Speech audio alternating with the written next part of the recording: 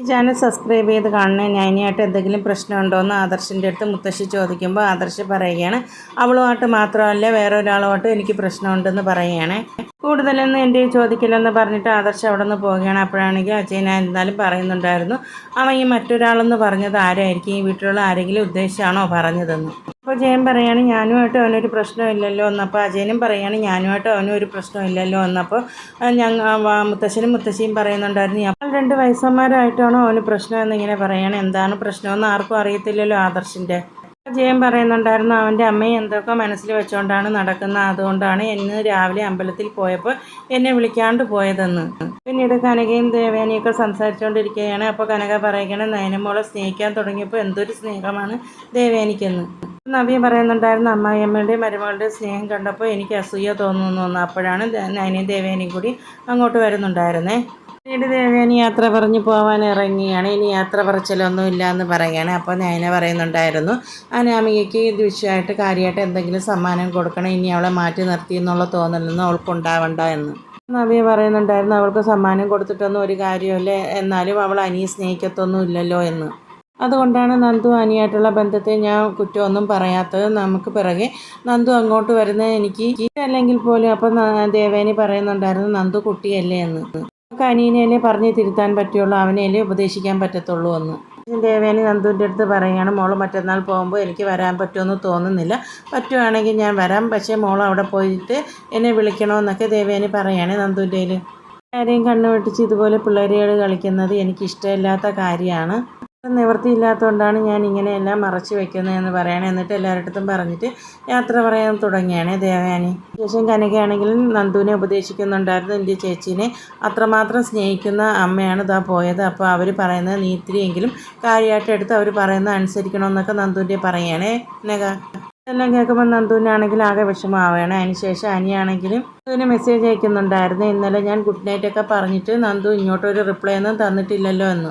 നന്ദു ആണെങ്കിൽ ആകെ വിഷമിച്ചിരിക്കുകയാണ്. അപ്പോഴാണ് മെസ്സേജ് വരുന്നത്. അപ്പോൾ നന്ദു ആണെങ്കിൽ ഇങ്ങനെ നോക്കുന്ന സമയത്താണ് അവിടെ നയന കയറി വരുന്നത് നന്ദുവിൻ്റെ അടുത്ത്.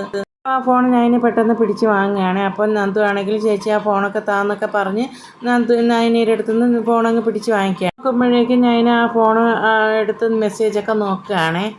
ഒന്ന് മെസ്സേജ് ഞാൻ നോക്കട്ടെ, ഇന്നലെ രാത്രി നിനക്ക് ഞാൻ ഗുഡ് നൈറ്റ് പറഞ്ഞിട്ട് എന്താ നീ തിരിച്ച് റിപ്ലൈ ഒന്നും തരാത്തതെന്ന് അവൻ ചോദിച്ചിരിക്കുകയല്ലേ. എന്നാലും ഇതെന്തൊരു പ്രേമാടി, ഞങ്ങളെല്ലാവരും പറഞ്ഞിട്ട് നിങ്ങൾ രണ്ടുപേരും അതിൽ നിന്ന് മാറുന്നില്ലല്ലോ, എല്ലാവരും മുന്നിലും പിന്നിലും നിന്നും ഒക്കെ നിന്നെ രണ്ടുപേരെയും ഉപദേശിക്കുന്നല്ലോ, എന്നിട്ട് നിങ്ങൾക്ക് രണ്ടുപേർക്കും പറയുന്നൊന്നും മനസ്സിലാവുന്നില്ലേ, നിങ്ങളൊക്കെ കണ്ണു വെട്ടിച്ച് നീ തെറ്റ് ചെയ്യുകയാണോ എന്ന് നന്ദുവിൻ്റെ അടുത്ത് നയന ചോദിക്കുമ്പോൾ നന്ദു പറയുകയാണ്, ചേച്ചിക്ക് അറിയത്തില്ലേ, അനിയെ ഒട്ടും സ്നേഹിക്കുന്നില്ലല്ലോ അനാമിക, അതുപോലെ തന്നെ അനിയും അനാമികയെ സ്നേഹിക്കുന്നില്ലല്ലോ.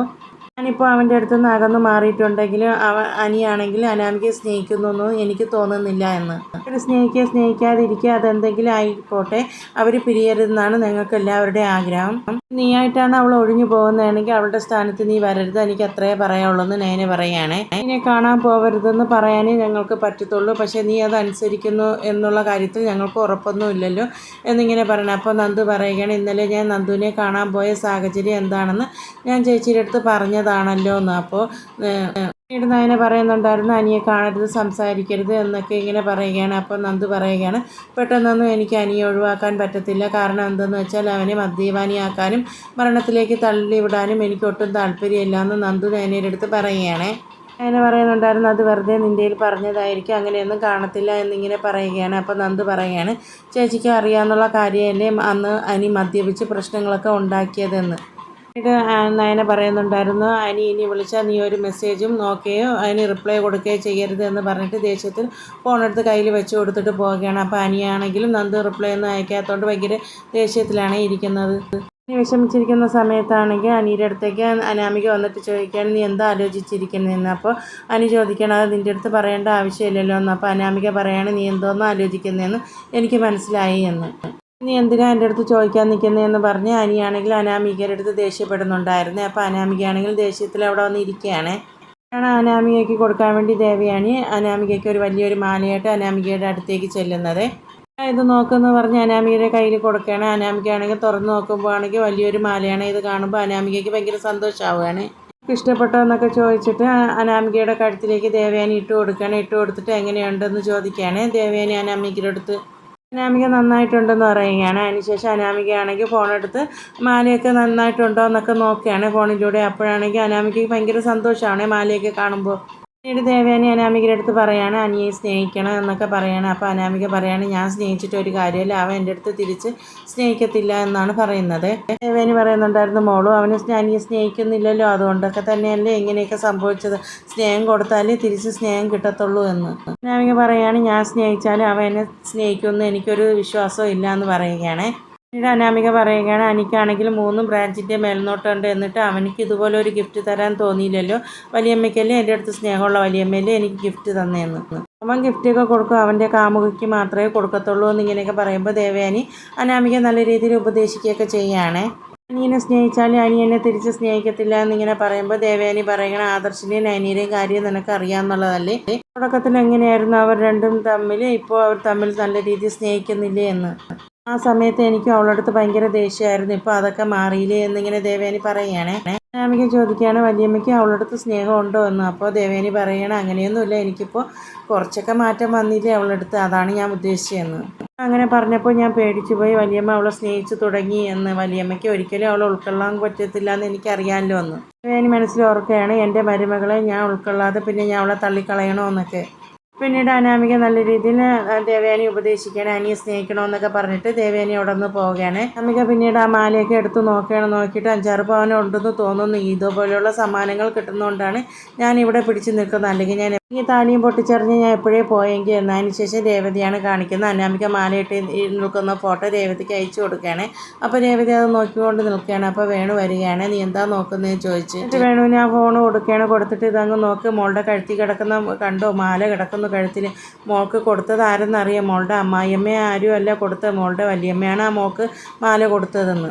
നിന്ന് മനസ്സിലാക്കാൻ അവരവരുടെ മരുമകളെ അംഗീകരിച്ചിട്ടില്ല എന്ന്. അമ്പലത്തിലൊക്കെ പോയതിന് ശേഷമാണ് മോൾക്ക് വന്ന് മാല കൊടുത്തതെന്ന് വേണു പറയുന്നുണ്ടായിരുന്നു. ഇതൊരു 5-6 പവൻ കാണുമെന്ന് തോന്നുന്നു, ഇത് എന്തായാലും ഒരു 3-3.5 ലക്ഷം രൂപ ഉണ്ടെന്ന് തോന്നുന്നു എന്ന്. അപ്പോൾ രേവതി പറയുകയാണ് ഇത് ശരിയല്ലല്ലോ, മോൾക്ക് കിട്ടുന്ന എല്ലാം ഇങ്ങനെ ഇതുപോലെ നമ്മൾ വാങ്ങിക്കുന്നതെന്ന്.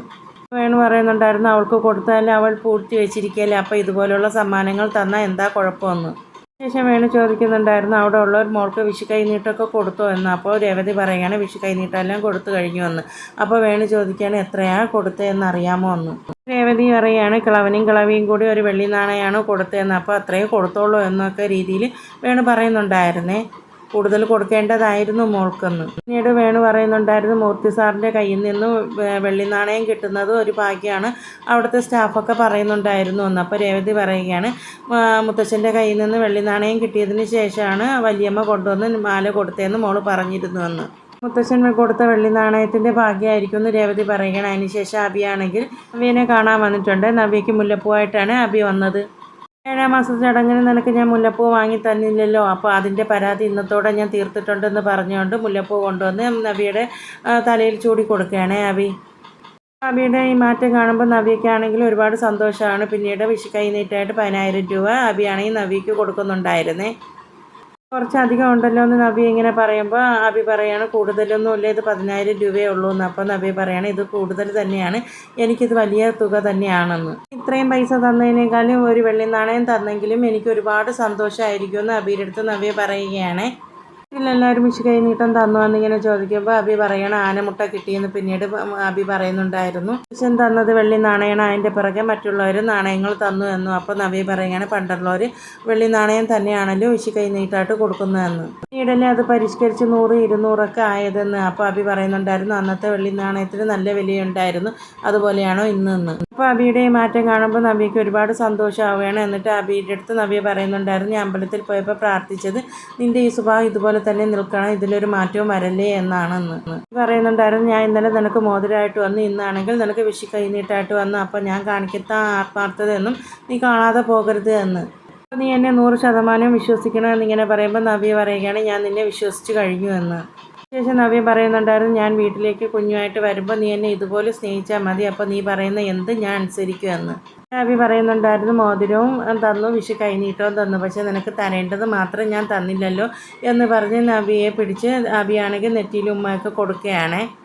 ശേഷം അബിയാണെങ്കിൽ നവ്യയുടെ വയറിലൊക്കെ കൈവച്ചിട്ട് ചോദിക്കുകയാണ് കുഞ്ഞ് ശല്യം ചെയ്യുന്നുണ്ടോ എന്ന്. അപ്പോൾ നവ്യ പറയുന്നുണ്ടായിരുന്നു കുഞ്ഞിൻ്റെ അച്ഛൻ വലിയ ശല്യക്കാരനല്ലേ, അപ്പോൾ അതിൻ്റേതായ ശല്യം കുഞ്ഞ് ചെയ്യുന്നുണ്ട് എന്നിങ്ങനെ പറഞ്ഞ് സന്തോഷം നിൽക്കുന്ന അബിയെ നവ്യയും കാണിച്ചുകൊണ്ടാണ് ഇന്നത്തെ എപ്പിസോഡ് അവസാനിക്കുന്നത്.